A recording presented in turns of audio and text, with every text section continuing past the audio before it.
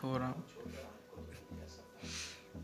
कहाँ उतना सा थोड़ा। तो अभी बज रही हैं 12:16, मतलब दूसरे दिन हो गया, हम पूरे एक दिन से जग रही हैं, सोए नहीं हैं। तो आँख हो रही है भारी भारी, ऐसे सूजी भी हल्की हल्की दिख रही है। तो अब चलते हैं सोने। यार ये पनीर खाने से दांत चमकने लगता है क्या? क्या मस्त एकदम वाइटनिंग हो रहा है।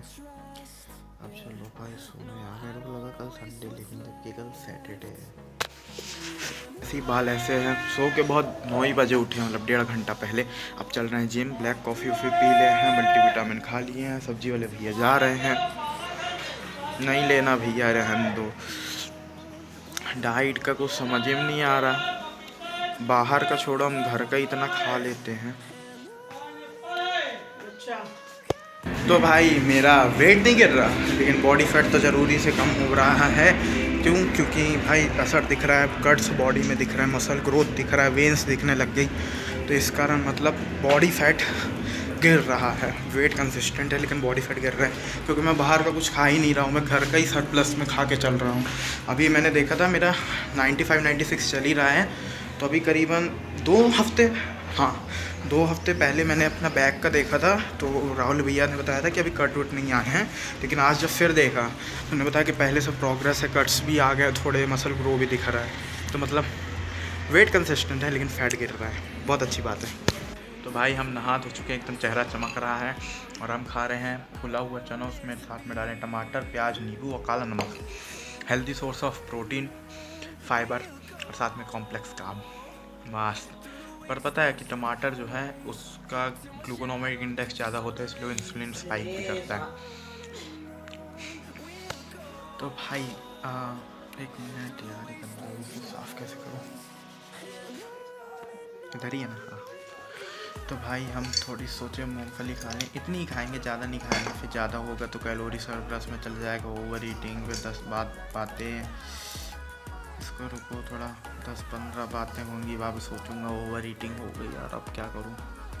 क्यों भाई एक बात बताओ, ये मेरी फ़ोटो है, मेरी ही है, तब से अभी तक में बहुत फ़र्क आया ना, तो फिर बताना।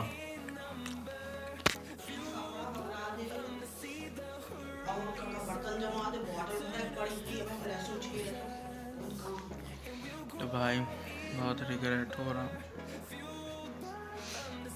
कहाँ उतना सा थोड़ा सा खाना था, कहाँ इतना खा डाले, जबड़ा भी दर्द करने लग गया यार। तो भाई हमने वीडियो लगा दी है, अब अपलोड करने में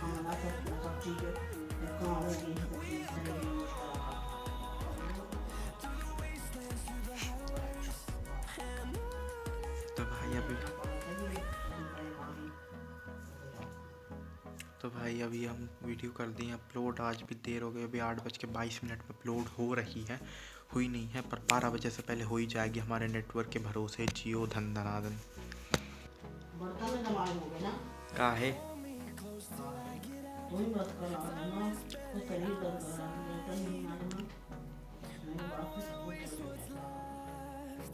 बड़ा दुख है ना?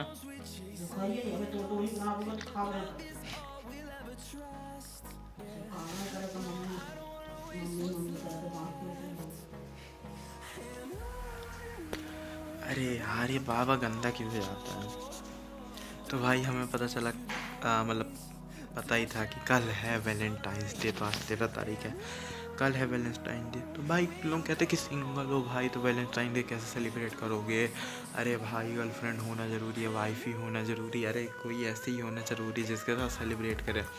भाई वैलेंटाइन का मतलब क्या? वैलेंटाइंस डे का फॉर योर लव वंस, ये सिर्फ उन लोगों के लिए जिनके आप प्यार करते हो। तो वो कोई भी हो सकता है, आपके पापा हो सकते हैं, आपकी मम्मी हो सकती है, आपके भाई हो सकता है, आपकी बहन हो सकती है, आपका बेटा या बेटी हो सकते हैं, आपके दादा दादी हो सकते हैं। ये वैलेंटाइंस डे सिर्फ बॉयफ्रेंड गर्लफ्रेंड के लिए या हस्बैंड वाइफ के लिए नहीं रहता, ये सब के लिए, ये है आपके लव वंस के लिए, जिनको आप सबसे ज़्यादा चाहते हो। तो भाई किसी के लिए भी हो सकता है, कोई आपका फ्रेंड भी हो, आप उसको भी विश कर सकते हो, ऐसा कुछ ऐसा ऑकवर्ड नहीं होगा, ऐसा कुछ भी नहीं होगा भाई।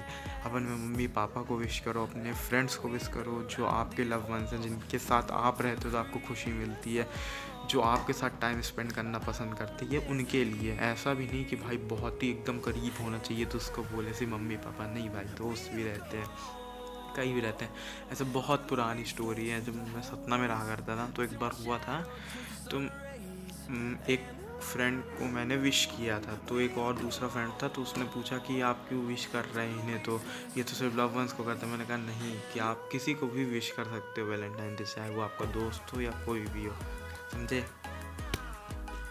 तो रतन टाटा जी एक बार जर्मनी गए थे अपने टीम से किसी काम के साथ, तो वो एक होटल में खाना खाने गए। तो जब होटल में पहुंचे तो उन्हें ज़्यादातर सीटें खाली ही दिखी।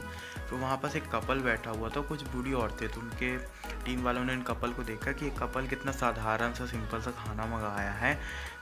तो वो लोग सोचने लगे कि क्या इस कंजूस सी लड़की पटेगी, कि ये होगा कि नहीं होगा। फिर वो बैठ गए। उनने जब एक बूढ़ी औरतों को देखा तो वेटर आता, उनके टेबल में खाना रखता और सब इक्वली सर्व करके फिनिश कर देती। फिर जब उनने खाना मंगाया तो उनने कुछ ज़्यादा मंगा लिया।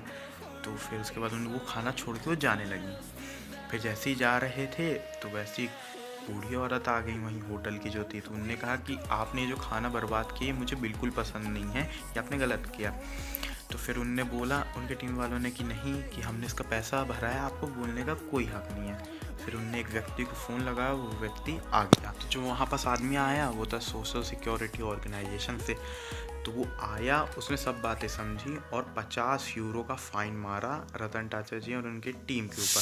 तो करीबन वो 4000 रुपये था उस टाइम के हिसाब से। और उनने ये एकदम तेज़ से गुस्से में चिल्ला के बोला कि खाना उतना ही ऑर्डर करो जितना तुम खा सकते हो, क्योंकि देश और दुनिया में ऐसे कई लोग हैं जो रोज़ भूखा सोते हैं, जिनको 1-2 टाइम का खाना नहीं मिल पाता, और यहाँ तुम बर्बाद कर रहे हो। सवाल उसका नहीं कि तुमने इसका पैसा भरा, सवाल इसका है कि तुमने ये जो वेस्ट किया उससे किसी और का भी पेट भर सकता था।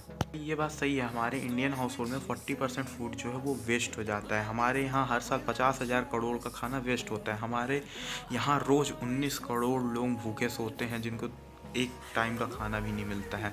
फिर भी आप इतना कुछ जानने के बाद अपने दोस्तों, अपने फैमिली, अपने फ्रेंड्स के सामने इंप्रेशन जमाने के लिए खाना तो बहुत ज़्यादा ऑर्डर कर लेते हो, लेकिन फिर वो आप खा नहीं पाते। मेरी मम्मी ने एक चीज़ सिखाई जो बहुत अच्छी चीज़ है, वो उन चीज़ों में से जो मैंने मम्मी से सीखी, कि तुम अपने थाली में खाना उतना ही लो जितना तुम ख़त्म कर सको। अगर कभी मैं अपने थाली में ज़्यादा खाना ले लेता हूँ, मेरे को भूख भी नहीं रहती, लेकिन फिर भी मैं वो खाना ख़त्म ज़रूर करूँगा हूँ। क्योंकि हमेशा मम्मी ने सिखाया कि आप अपने थाली में कभी भी खाना मत छोड़ो। आप ऊपर वाले को थैंक यू करो कि आज आपके थाली में खाना था, कि आज आपको खाने के लिए मिला। इसलिए मैं खाने के बाद थाली का हमेशा पैर भी टच करता हूँ, मतलब पैर तो रहती नहीं, थाली टच करता हूँ कि आज मुझे खाना मिला, तो मैं कितना खुश नसीब था। आपने ये बहुत बार मीम में तो देखा होगा कि रतन टाटा जी के कंपनी का एक बैनर था जिसमें लिखा था कि कल 180 केजी खाना वेस्ट हुआ, जिससे सर्टेन लोगों का पेट भरा जा सकता था। तो ये उसी कहानी के बाद रतन टाटा जी के कंपनी में होना चालू हुआ, और ये बहुत सही चीज़ है। मैंने भी देखा है मेरे ही रिलेटिव के घरों में कि कह देते थे, बच्चा अगर थाली में खाना छोड़ता था तो कह देते थे अरे कुछ नहीं हुआ, गाय भैंस है ना, वो खा लेगी। बात उसकी नहीं है कि वो कौन खा लेगा, बात उसकी है कि वो अभी आदत उसके हमेशा साथ में ही चलती रहेगी। तो भाई ऐसा आपके साथ कभी यूट्यूब में वीडियो अपलोड करते हुए भाई, मेरी वीडियो आधी अपलोड हो गई, नेट धीरे चल रहा था, मैंने वाईफाई से कनेक्ट किया तो आधा अपलोड पूरा गायब हो गया, फिर से वाईफाई से अपलोड होने लगा। ठीक है, वाईफाई से अपलोड हुआ, मेरा 90% डेटा वैसे ही ख़त्म होने वाला था, तो हो गया 90% तक। भाई फिर उसने वो वीडियो प्रोसेसिंग में लगाई और वापस से अपलोड करना चालू कर दिया, और इस बार मैंने वाईफाई बंद करके मोबाइल डेटा चालू किया तो कंटिन्यू अपलोड होने लग गया। मतलब यूट्यूब के बग्स भी कमाल के हैं भाई, कुछ समझ में नहीं आता कहाँ क्या कब हो जाए।